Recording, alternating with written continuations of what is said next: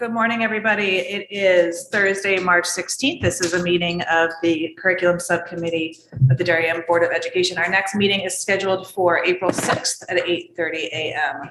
Today, we are joined by Christian Knockham and Colleen Thompson, who will share exciting news of what's happening in science and music. So I'll turn it over to Dr. Trimberg. Good morning. This is just a continuation of our regularly scheduled department updates. So in addition to a brief overview of what's happening in the department and processes, we have a zoom in on some exciting things that are happening. So I'll turn it over to Mr. Knockham.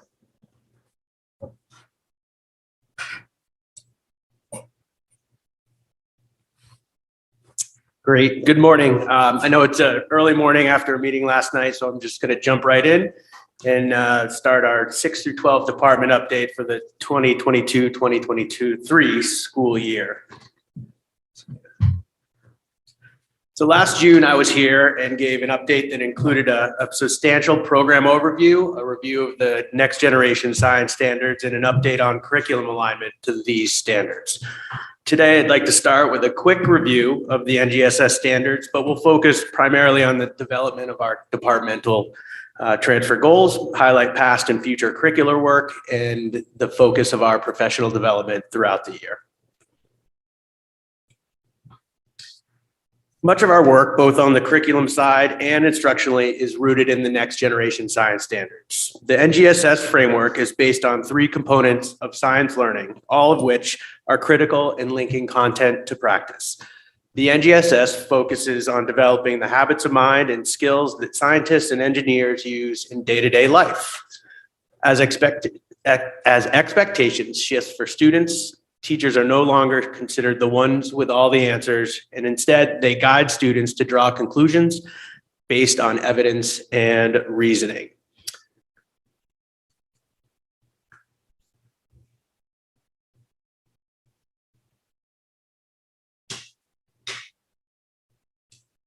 Sorry, first time driving this thing.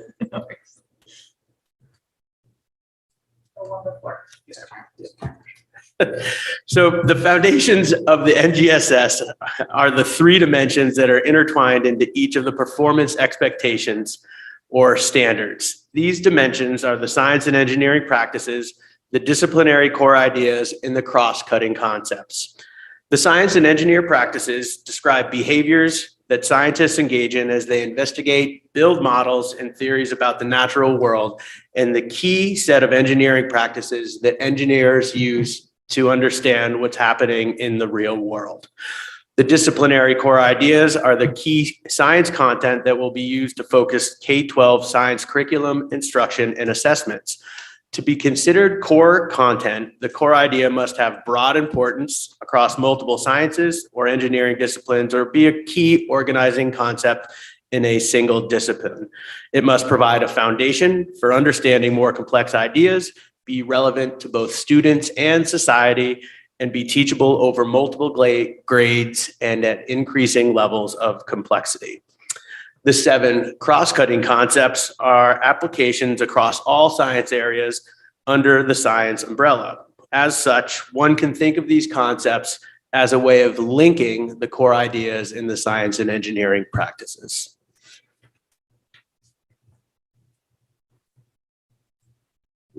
Thank you. The NGSS are built on the notion that learning is a developmental process. The 3 dimensions are designed to help children continuously build on and revise their knowledge and abilities, starting from their curiosity in grades K2 and developing an understanding of what they see around them, as well as their initial conceptions of how the world works. Each of the 3 dimensions have learning progressions laid out to identify key content, skills, and connections that need to be made at each grade level band in order to be prepared for the next level. The NGSS represents a clear shift from learning about science topics to figuring out the natural and designed world. That is, the NGSS requires students to make sense of phenomena through the science and engineering practices and the cross-cutting concepts. Phenomena can be any event or situation in the designed or natural world that piques curiosity. In 6th grade, it might look like a bath bomb fizzing in water. In 8th grade, it could be a maglev train flying through a city. In 9th grade, it could be the varying effects that a runner has after finishing a marathon. And in 11th grade, it could be a dude perfect trick shot. Each of those are designed to pique curiosity and designed to have a foundational role in what students are learning within that unit. The key is to provides an opportunity to build their understanding of the process and content related to that phenomenon. They need to make sense of what's going on and be able to communicate how their thinking has changed throughout a lesson or throughout a unit.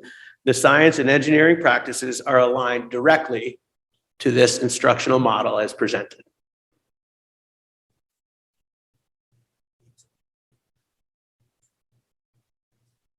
You hit the middle arrow under phenomenon. Thank you.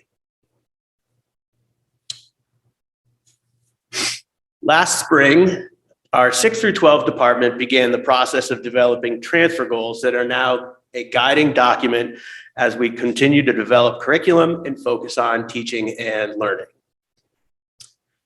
Transfer goals highlight the effective use of understanding, knowledge, and skills that we seek in the long run for our students. It's what we want our students to be able to do when they confront new challenges, both inside and outside our schools. This is a quote from Jay McTeague and Grant Wiggins, the godfathers of UBD and transfer goals, highlighting the fact that these are the large scale understandings and skills that we want our students to be able to take out of the classroom and bring into their own lives once they leave the class.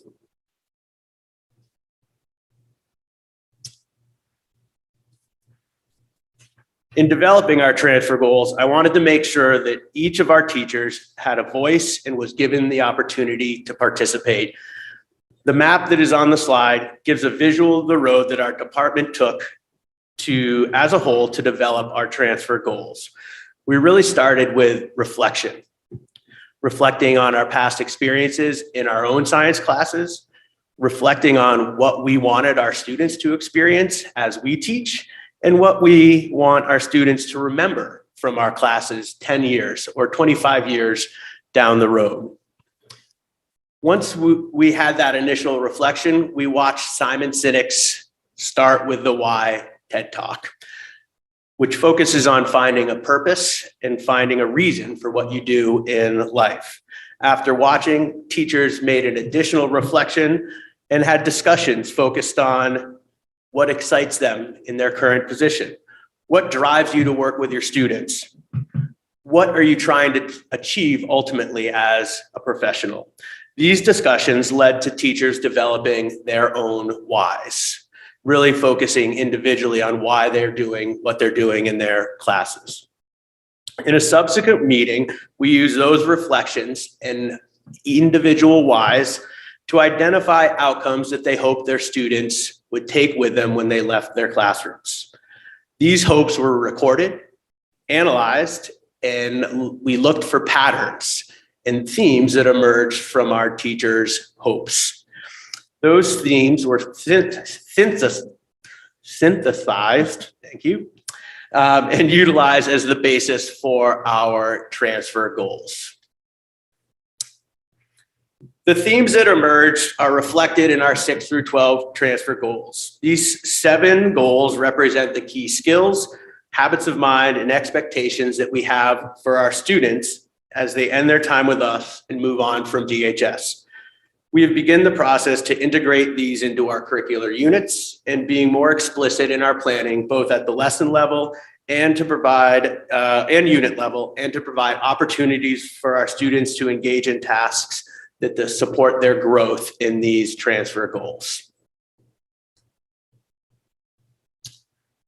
So this is a video of a transfer task. It's a performance task based in our Physics 400, our honors level physics class. And this was directly created after we talked about our transfer goals at the beginning of the school year, and really gives students an opportunity to transfer the content and skills from the initial unit in our honors physics class, which focuses on one-dimensional motion, so essentially free fall. And students have been given a problem and essentially asked to transfer their understanding of those concepts and skills to solve that problem. So while this problem isn't actually rooted per se in the real world, it gives students an opportunity to take a task and utilize a variety of equipment in order to solve a particular problem and meet a particular goal. So this task is called Catch the Monkey. They're given the equipment necessary and the challenge of setting everything up so that they can catch a falling monkey with a moving cart. And so what I'd like to do is just play a video, and this is a team of students that have been working on this throughout one of the blocks, and this is their initial attempt at catching the monkey. Okay, I think we're ready.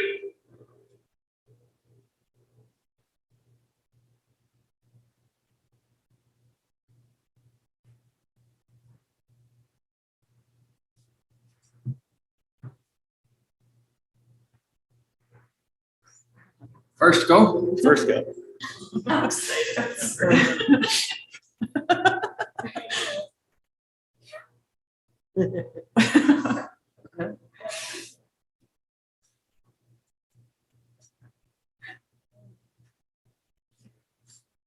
So in order to catch that, the students had to set that up, do a quantitative analysis of the motion that was going to happen. They needed to figure out how high the monkey was, how long that their cart would be traveling.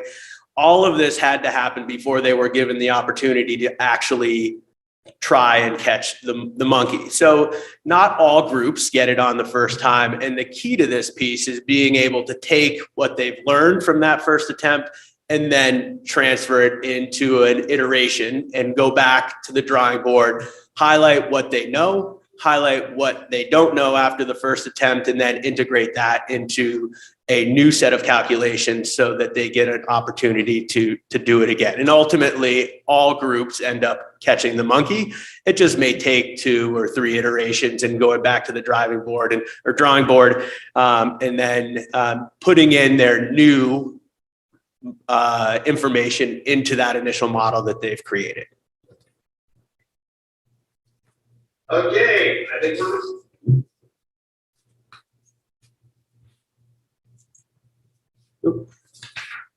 we're going against each other. Yeah, there we go. Thank you. In terms of curriculum work over the past year, our teacher-led teams continue to reflect on and revise our NGSS aligned curricula at both the middle and high school level. At this time, we have aligned curriculum units for 6th, 7th, 8th, and our 9th grade biology.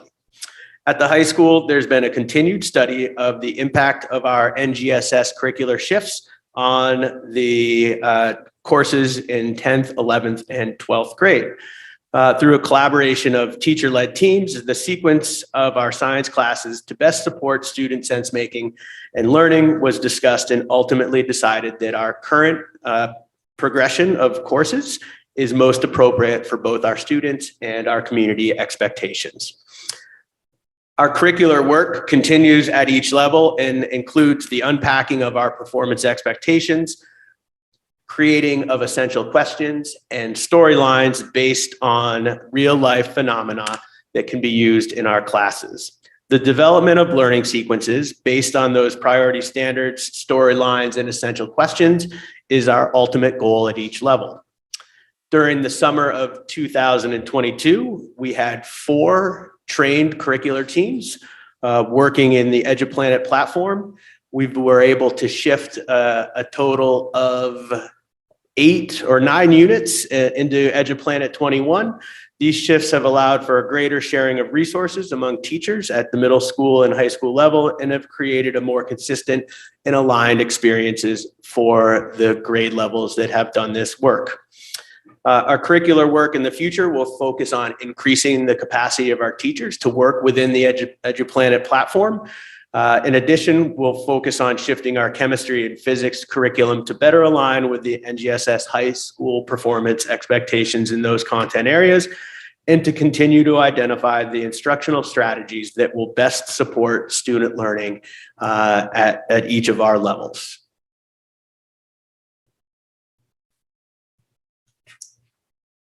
In order to do that, we chose a text called Ambitious Science Teaching. Ambitious Science Teaching continues to be used as an anchor text in our department this year and a focus for our professional development. AST, as we affectionately call it, encourages teachers to utilize the vast experiences of our students and embed learning within those student experiences. The use of this text provides a common language around science instruction and a set of research-based strategies to set the stage for student work in our classrooms. The text has been shown to be effective at meeting teachers where they currently are in the continuum of student-centered instruction. It is important to highlight, again, that AST is rooted in research on how students learn in the science classroom, as well as a vast number of observations from educators in the trenches. This classroom norms, instructional routines, and strategies, as well as the high expectations demanded from an AST classroom, have been shown to have a profound impact on student learning.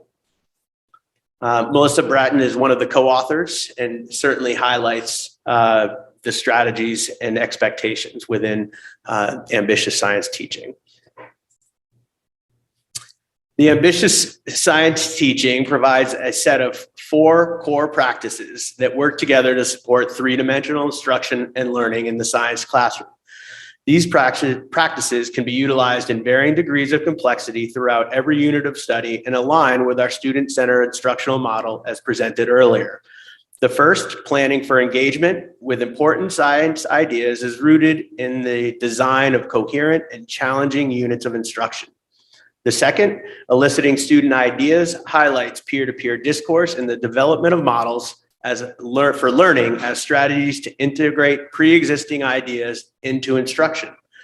The third, supporting ongoing changes in thinking, provides a focus for teachers in the classroom. The strategies in this practice focus on introducing new science ideas, providing a structure for sense-making in the classroom, and whole class conversations to collect the thinking of all students. Lastly, pressing for evidence-based explanations highlights student growth and understanding around a topic or concept, but by providing opportunities for self-reflection, reiteration of models, and assessment utilizing authentic tasks. So what's it like to see an ambitious science teaching in the classroom? What would you see or hear if you walked into a classroom following the practices outlined in Ambitious Science Teaching? The authors have identified these 7 elements of rigorous and equitable science instruction by cross-referencing many different bodies of research. The broad statements are at the foundation for each of the core practices outlined in the previous slide and become used as talking points with teachers about what is happening in the classroom and providing feedback through the supervision and evaluation process.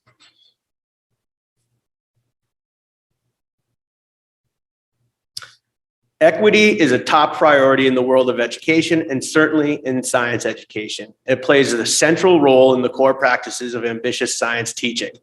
To ensure equity, educators must develop the instructional environment that can increase the capacity for every student to participate in meaningful learning. Ambitious Science Teaching supports this development by providing a set of actionable and intentional strategies within its core practices. To be successful, these strategies need to be sustainable on an ongoing basis. This takes an understanding on the part of a teacher and substantial effort to plan and implement these practices in the classroom. This is just a reminder of what we are focusing on in all aspects of the Ambitious Science Teaching framework. I think this really highlights the need for teachers to understand that all students can play a role in bringing ideas into the science classroom. And that's essentially the foundation of Ambitious Science Teaching, is providing the opportunities for all students to be bringing in their past understandings and past knowledge and experiences and integrating them into instruction.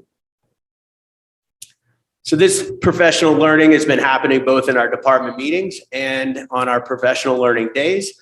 Each month, we highlight one of the strategies within a core practice. So we might be looking at talking as a tool for learning, peer discussion and sense making, or applications in the classroom during our department meetings. So that would be focused at like a 6 through 8 level or a 9 through 12 level. So it really focuses on how those can be applied at the different levels of our schools. Our professional learning days have been focused 6 through 12. We've had one day where making student thinking visible through models was our focus, where we had teachers actually working through an modeling activity, utilizing some of the scaffolds and some of the talking points that you might use in your classroom. So really giving them an experience in an ambitious science teaching classroom so that they can transfer that into their own classroom. Our last PD day was introducing science ideas and sense-making strategies, where we highlighted the planning that must take place so that you're not providing too much information to your students, so they're not just expecting the ideas, where you're just presenting just enough so that they can start to utilize those ideas within a series of activities or tasks, so that they're the ones who are cognitively engaged with the thinking and not just receiving the information. Just some outcomes of these professional learning opportunities. I think it's said that it's not a professional learning day without giant Post-it notes, but so the first picture there is teachers looking at the first 3 chapters as a review of the at the beginning of the school year and highlighting their big takeaways and how they like to use these in the classroom. Up at the top in the middle is our 6 through 12 meeting, where teachers are providing feedback on a planning process that we went through. So we have some middle school and high school teachers providing feedback to each other and thinking about how we can implement this idea of providing just enough information for students to engage with those ideas. The bottom right picture is a task that was created in thinking about big ideas in science. And so the teacher took that PD session and came up with a series of 5 lessons, ultimately to highlight the relationship between cellular respiration and photosynthesis. And they're modeling that on a table in the science class.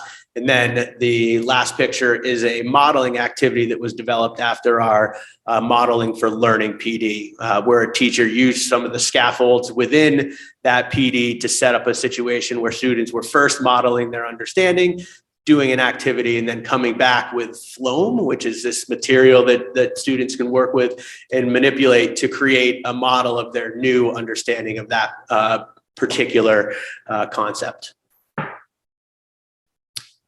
So as a look ahead of where we're going to be going, we're going to continue working towards building explicit connections between our curriculum development process and guiding documents. So those include our transfer goals, but also the vision of the graduate, and also looking at our district vision and mission and making sure that we're being explicit in our planning while utilizing those guiding documents. Next year, we're going to sort of take the book and our book study and continue integrating those core practices into our daily instruction. So the focus next year is really taking those core practices that we've been learning about and highlighting and being explicit on how we're going to utilize them on a day-to-day basis within our instruction. One of the goals that our teachers have articulated to me is really looking at our vertically aligned science practice expectations. So what does the claim evidence reasoning look like in 6th grade, 8th grade, 10th grade, and 12th grade, so that we can start to articulate those learning progressions that are laid out in the NGSS and in our classrooms, so that we can help each other understand where our kids are coming from and where they'll be going once they leave our specific grade level. And then a goal starting this year is to really, due to the fact that we have a new STEM requirement for our graduation, where we have 9 credits of STEM required for students to graduate, really looking at our current course offerings at DHS so that we are providing a sequence that supports the student interest and opportunity to meet those graduation requirements for all of our students, not just the AP student, not just our college prep student, but students who may start off in our comprehensive classes and ensure that they have access to science classes throughout the entire sequence of their 4 years so that they can meet those graduation requirements. So thank you very much. I'm happy to answer any questions, and I appreciate the time that you've spent with me. Great, thank you. That was very thorough and well done. Thank you. Can you just remind me, when did the NGSS standards change? When were those revised? How many years has it been? So the initial release was in 2015, and then in 2017, 2018 was when the state of Connecticut adopted those and started to design an assessment that were related to or aligned to those standards. So anecdotally, do you see a different science student now than you did 6-8 years ago? So it's been definitely a rocky road. Science, I think, took a pretty major hit from 2020 until like last year, and then we just started to get into that idea that we can go and collaborate and work together and do more hands-on activities and inquiry-based activities. So what we saw is like our teachers, out of necessity, reverting to a more directional approach to instruction in terms of this is what you need to know and this is how you're going to have to approach it, et cetera.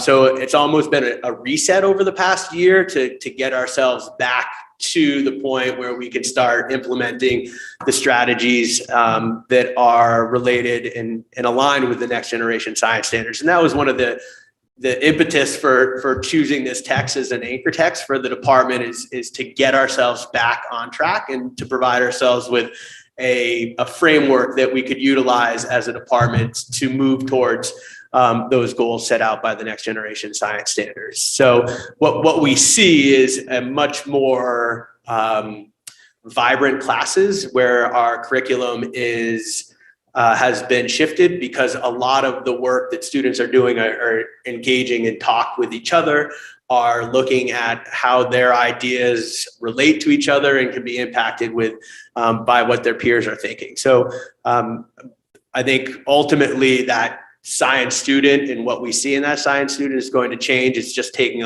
longer than I would hope.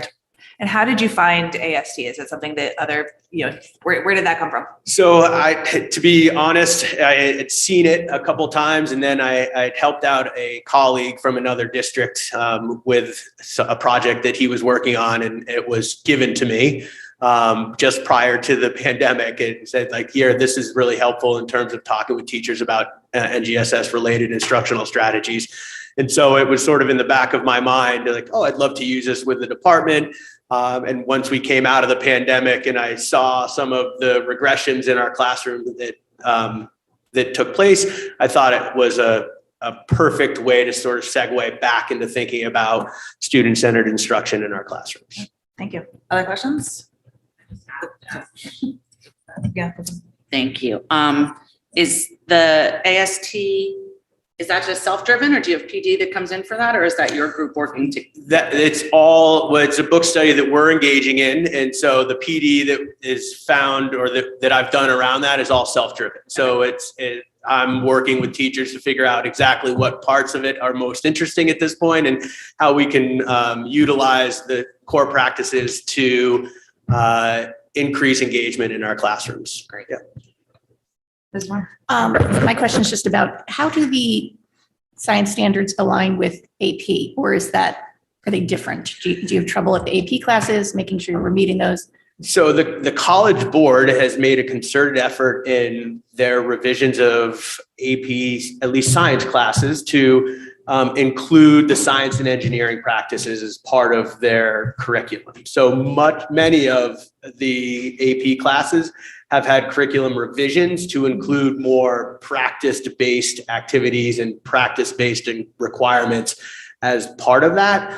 The content per se, like if you look at AP Bio, the content of an AP Bio class goes far beyond the content as identified in the next generation science standards for life science. And that's simply because it's a specific biology class, whereas the NGSS highlights those core disciplinary ideas as being essential for any student to have an understanding of life science.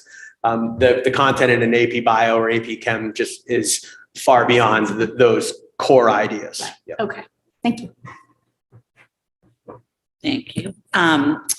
I was looking at the department course catalog for science, and we have a very robust course offering, it looks like to me. And it looks like there's a lot of choice, which is great for students, both for challenge and varied interests. I was just curious, do we have students who double down in science, who take multiple sciences in a year? And also, like I said, you cover a lot of between marine science or forensics or botany. There's so many different areas covered. Out of curiosity, I was interested if there are any topics that we're not offering yet that you'd love to get to. Yeah, so the schedule that our science classes have make it difficult to double down in science per se. So because we have the minis attached to our class or what were lab periods prior to a block schedule, it essentially means that our science classes are taking up more than one block in the schedule. And so in order to add a second science class, you're really taking up 3 blocks out of your schedule as a student. We do see doubling up with students who do ASR and science quite often.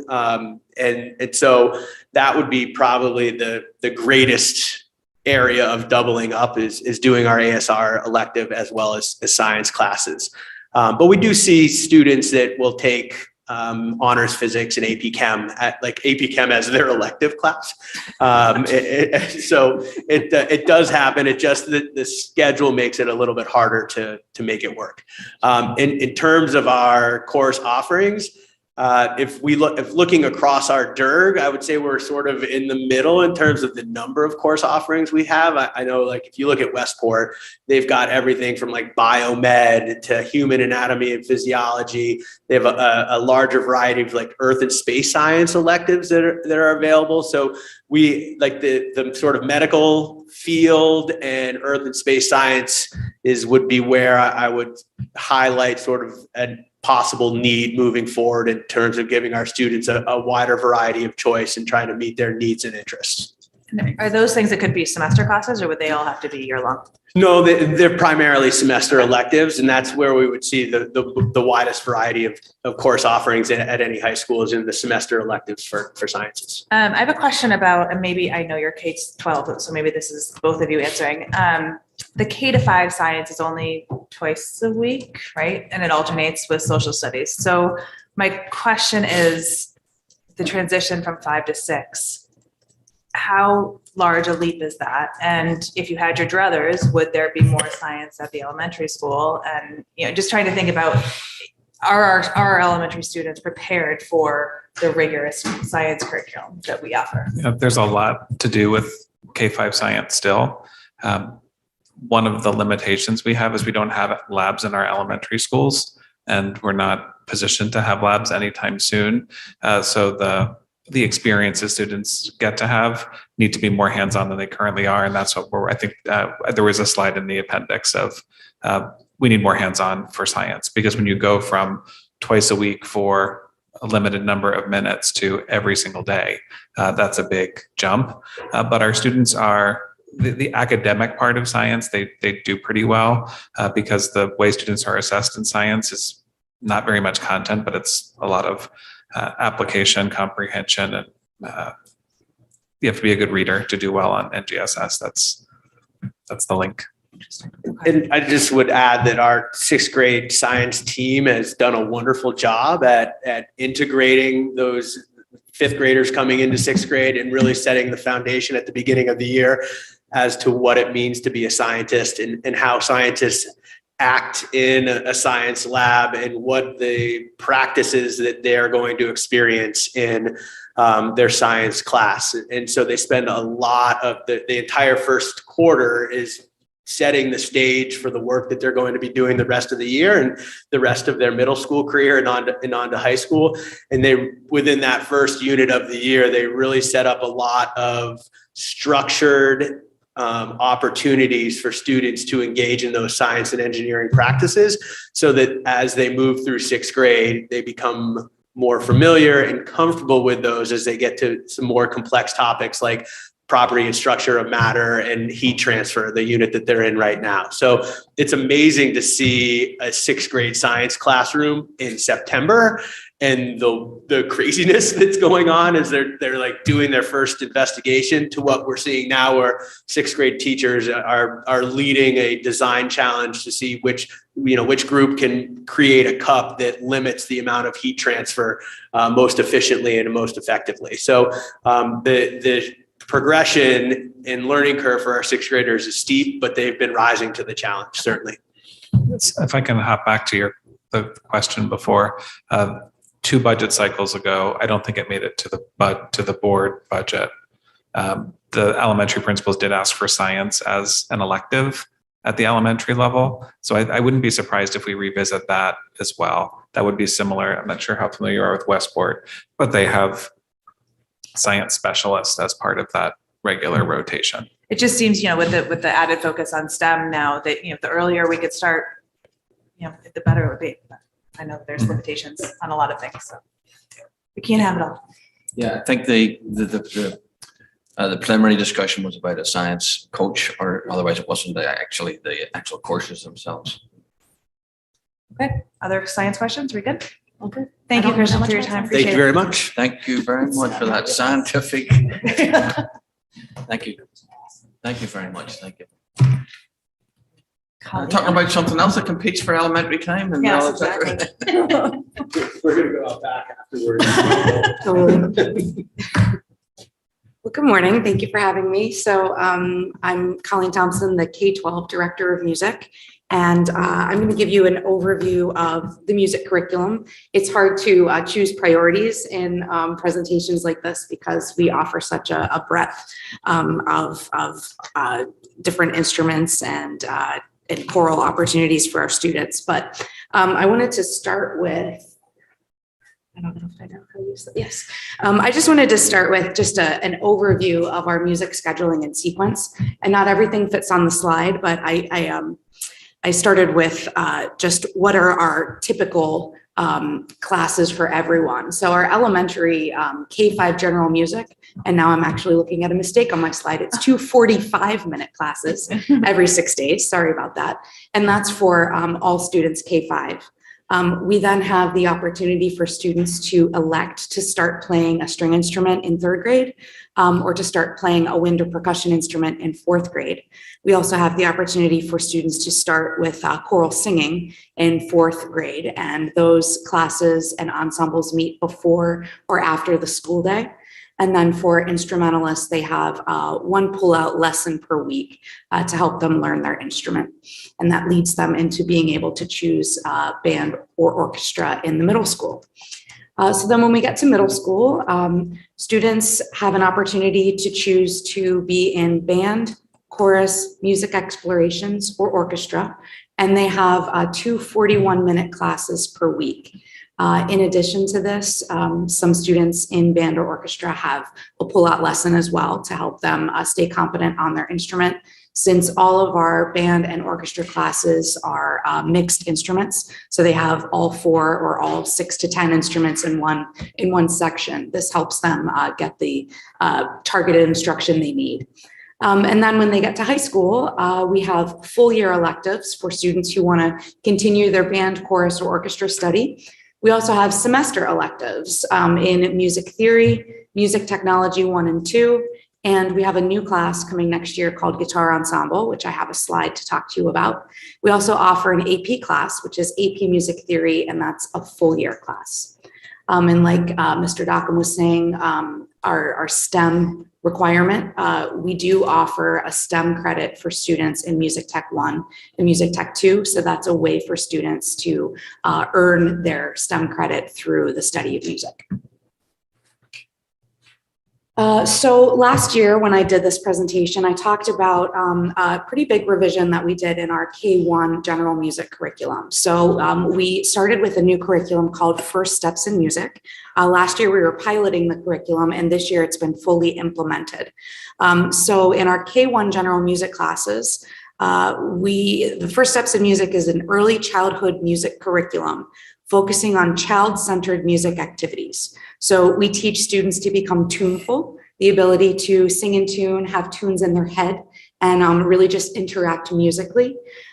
Beatful, which is the ability to keep a steady beat and just kind of understand how rhythm is a part of their body. And artful, the ability to move expressively to music and to listen to music. So the teachers and most classes sitting and singing them a song, often kind of like a storytelling element. And so the students in K1 general music engage in what's called an 8-step musical workout, which includes singing, movement, and listening activities throughout the course of their class. And this takes about 20 to 30 minutes of their 45-minute class. So that's kind of where we're focusing our curriculum development on that section of the 45-minute class. So at the end of last year, we did some curriculum work with members of our K5 general music team, and we actually developed units by month with songs and activities that all teachers use K1 across the district. So we took that 8-step musical workout and we selected songs and activities that increased in difficulty and engagement throughout K1, but also stuck with things that are important to students, teachers, and even parents in terms of themes. So, you know, students are singing songs about fall, songs about snow, and they're engaging in those type of themed activities that are typical in some of our arts classes. And the curriculum was developed with a binder so that there is a section per month and per category, but teachers have a lot of autonomy to choose songs and activities that work best for them, for their school communities.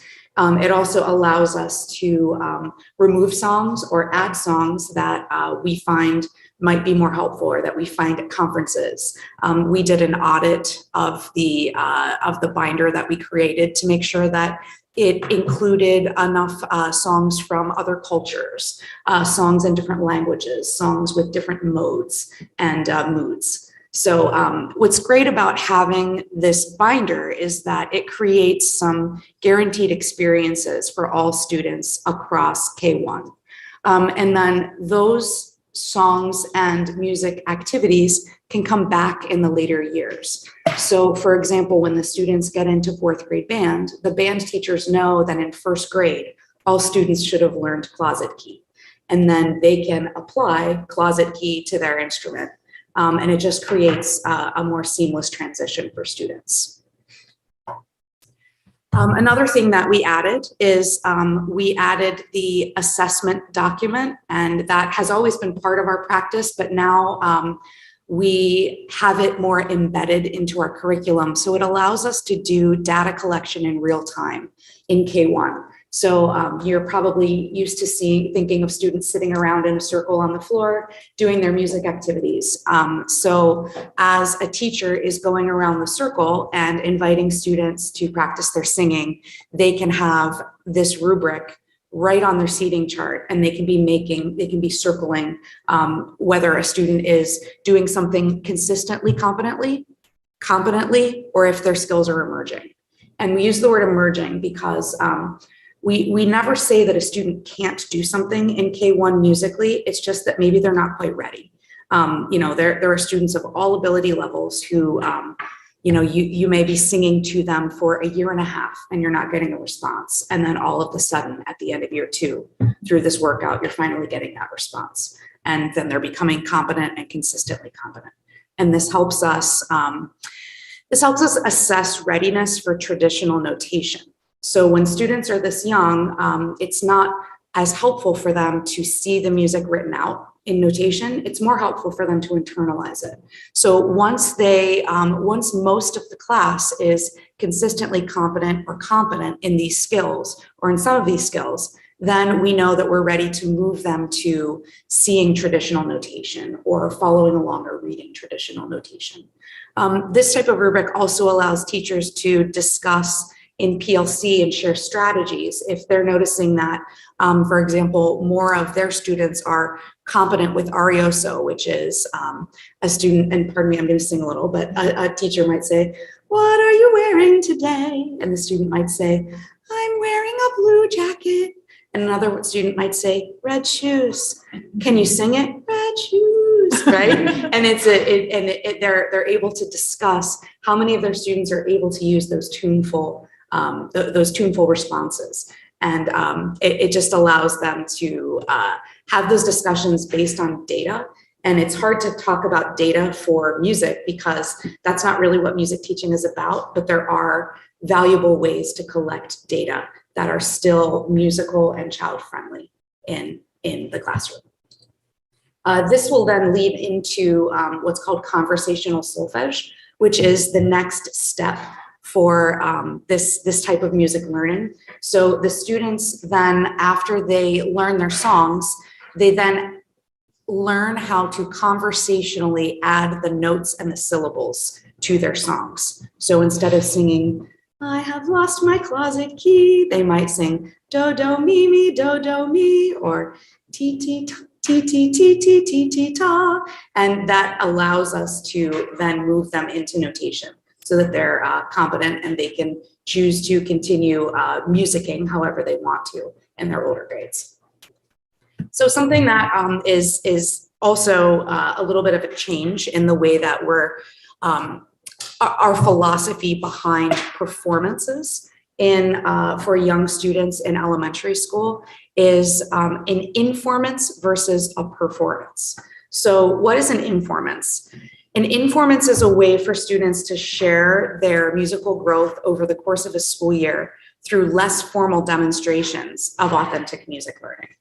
So we find that these types of experiences and quote unquote performances or informances are more meaningful oftentimes than polished, memorized, show style performances for elementary general music students. So for example, in our binder, we've got songs around Halloween or around Valentine's Day or Memorial Day. And so there are some opportunities for students to get up on risers and perform for the school. And those are important in some of those for some kind of sharing or bringing the community together. But perhaps even more meaningful is an opportunity for you as a parent to come into your child's class and watch and even participate in a 30-minute music lesson so that we're not just demonstrating that our students are able to sing songs, but we're demonstrating that they're able to do other things musically. Because we know that there are musical students in our school districts who get nervous about public performances, right? There are students whose skills are emerging. And this is a way for more students to really demonstrate their music making in a less formal environment. So I thought it would be a good opportunity for you to see a few of those experiences that we started doing last year and we're continuing this year. So the first 30 second clip that you'll see, this is at Oxbridge with Mrs. Turcos last year. She started the class for the parents by just talking about the 8-step musical workout. And then she demonstrated a lot of different songs. And this is a song called Bim Bam. It's an action song. And you can see how much the students enjoy sharing this with their families.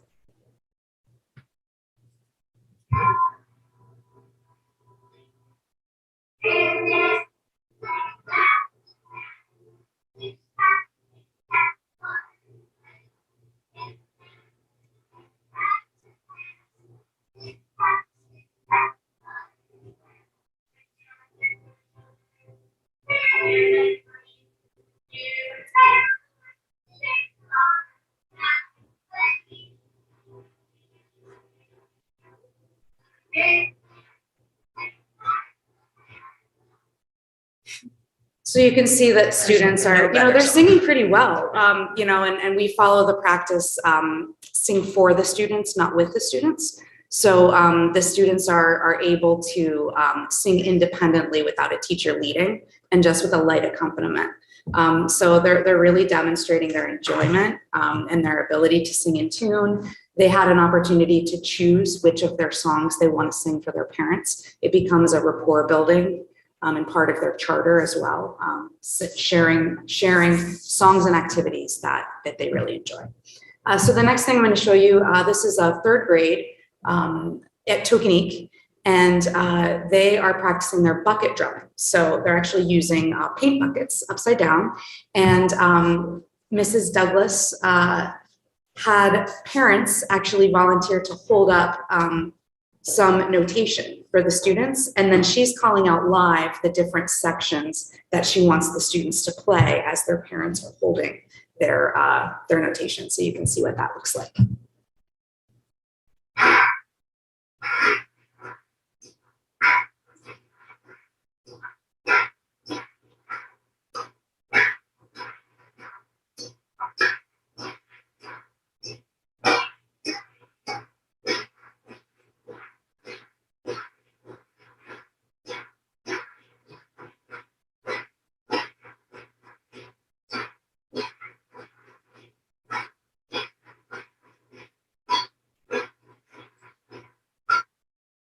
So that's just one clip of a 30-minute class that she put on for the parents that included singing, movement, drumming.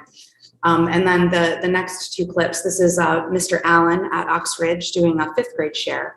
And I wanted to play his introduction. Michelle, I'm not sure if we'll be able to hear this well enough in here, but I hope so.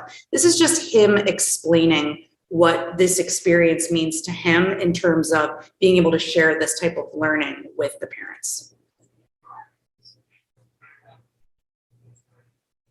Breaking out that to see what they accomplished, but also see how it cases, which also is collaborating together. Process, not product. You're going to see some products, but really teaching and learning is all about a process. So, you take your success story, like, oh, that's not working, back, and try to just keep moving forward.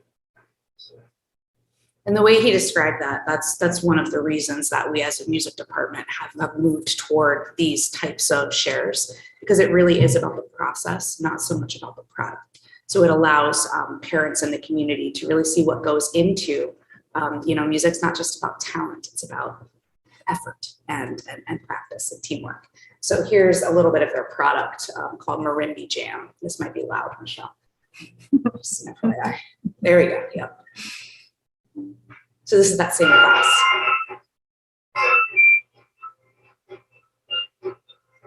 All students playing.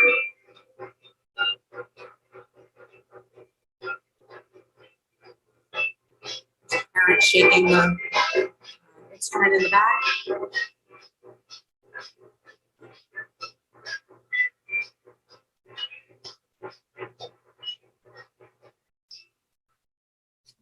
So that's the type of thing that in a large group, he wouldn't necessarily be able to do that, but that's authentic to what they do in their classroom. So we thought that's important to show the community. And then the final thing is at the end of almost every one of these shares, the families are invited outside to do folk dancing with their children. And that's what community music making is all about. It's not just about the classroom, it's about families and communities coming together musically and joyfully. This is Oxridge.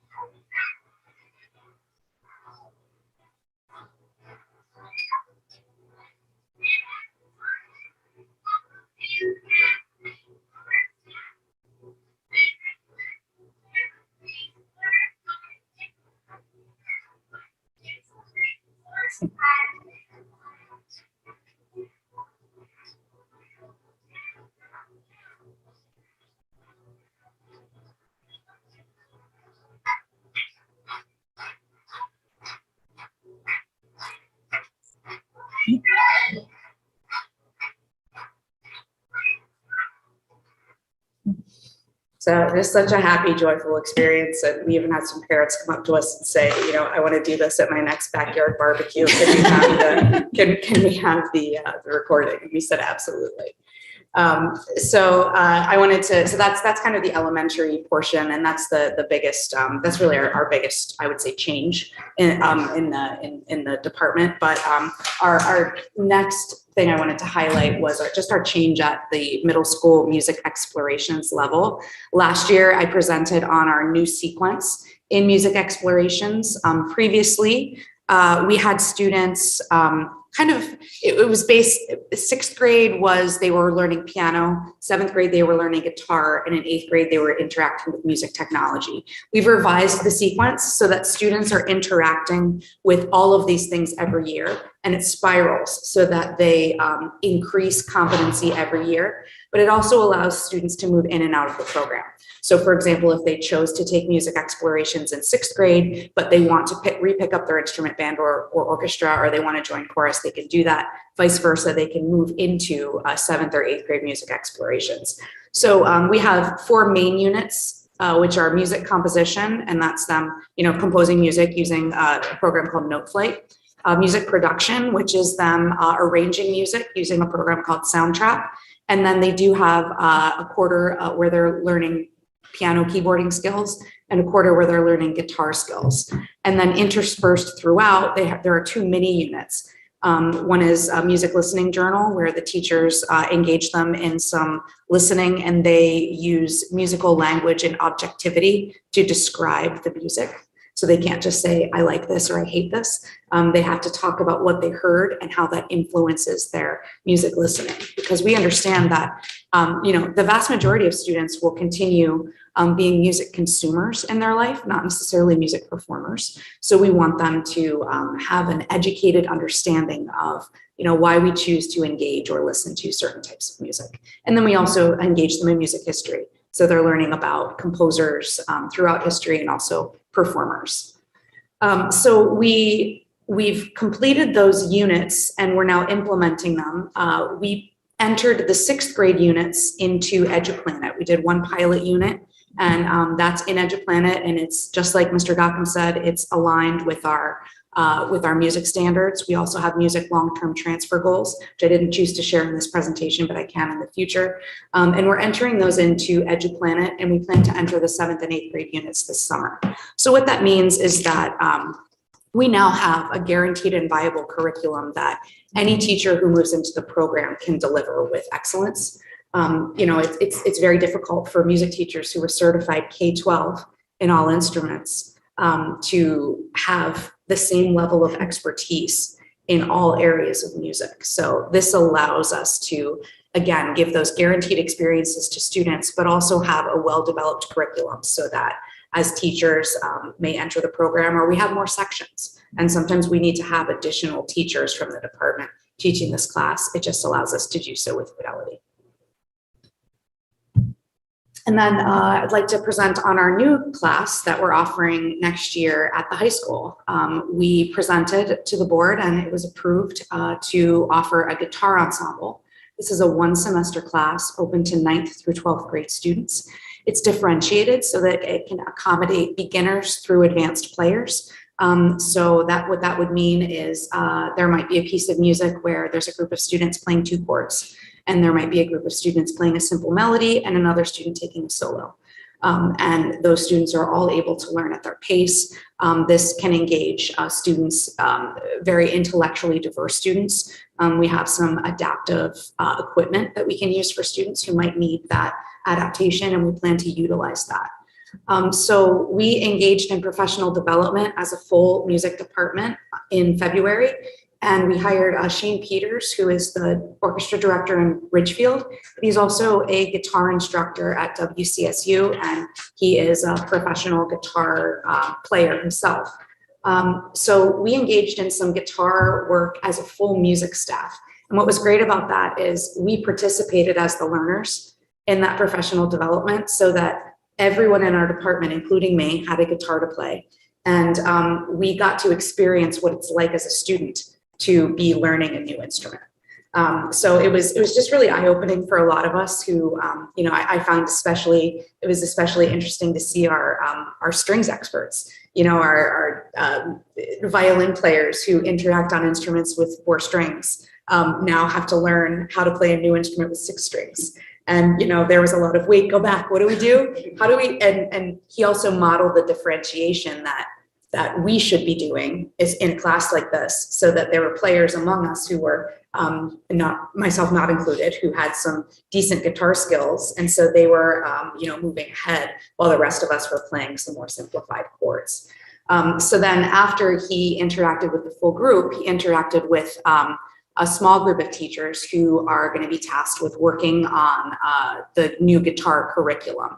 And so he shared some resources with us. And we'll be working in June to develop that curriculum fully so that it will bridge from 8th grade music explorations to the 9th through 12th grade curriculum. And we'll also, so we'll be piloting that curriculum next year, and we'll be revising it and entering it into EduPlanet in hopefully the next curriculum revision cycle. And then finally, the last thing I just wanted to highlight is I've been coming to the board quite often to discuss our DHS auditorium project. And our department is very grateful that we will be moving forward with several elements of that revision, including some audio improvements, video and streaming improvements, and communication improvements.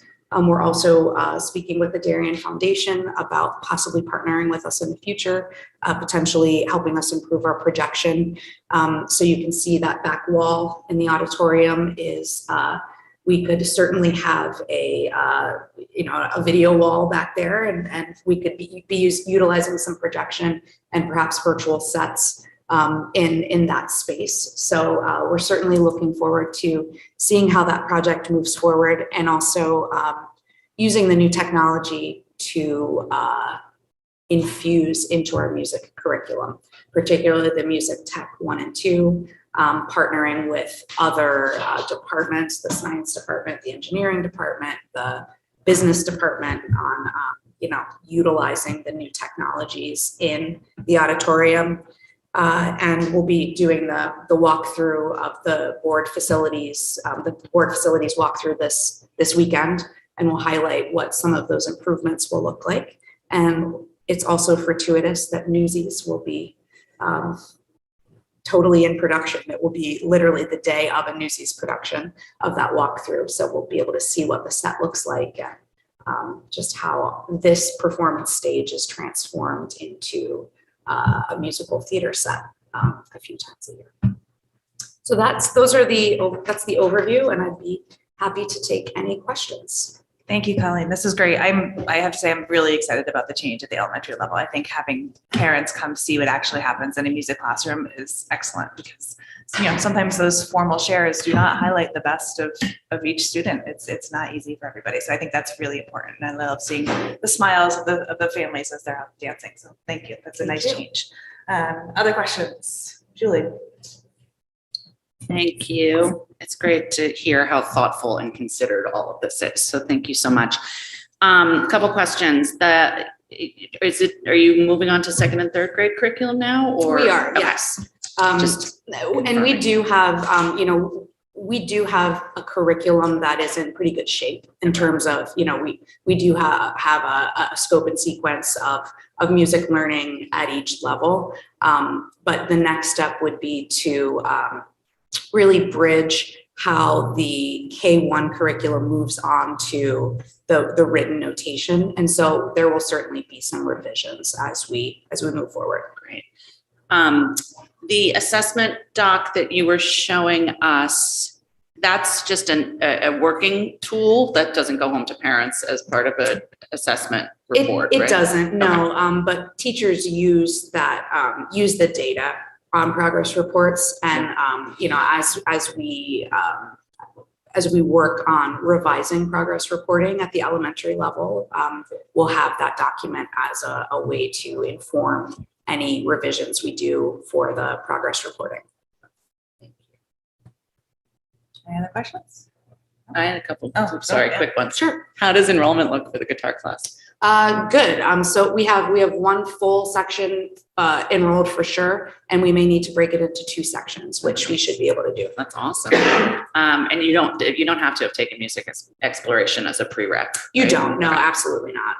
I think it's funny, a lot of our current instrumental students are adding that as an elective in 11th and 12th grade because they've been kind of itching to learn how to play the guitar as well. That's great. And then my last is a request. Sometime in the future, I'd love for the board to hear a little more about what a music tech class is. Absolutely. I sure didn't know what it was until I had a student taking Yep. 2 classes in it, and it's pretty cool stuff. So it'd be fun to know more about that when the time's Sure. right. That will be next year. Absolutely. Thank you. Thank you, Colleen. Any further questions? We'll move on to public comment. Anyone in person? There are no raised hands. I have a motion to adjourn, please.